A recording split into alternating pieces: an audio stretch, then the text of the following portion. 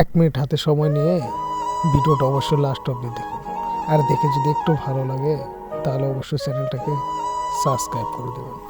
বর্তমানে আমরা যেটা ভালোবাসা ভেবে পেয়ে থাকি সেটা কখনো ভালোবাসা হতে পারে না। একটা মেয়ে শরীরের প্রতি প্রচণ্ড লোভ, তাই বলে সব ছেলেরাই আবার শরীর খোঁজে না। কিছু কিছু ছেলে রয়েছে তারা তাদের জীবনে এমন একজনকে চায় যে হাজার কষ্টেও সেই মানুষটাকে কখনো হাত ছেড়ে দেবে না।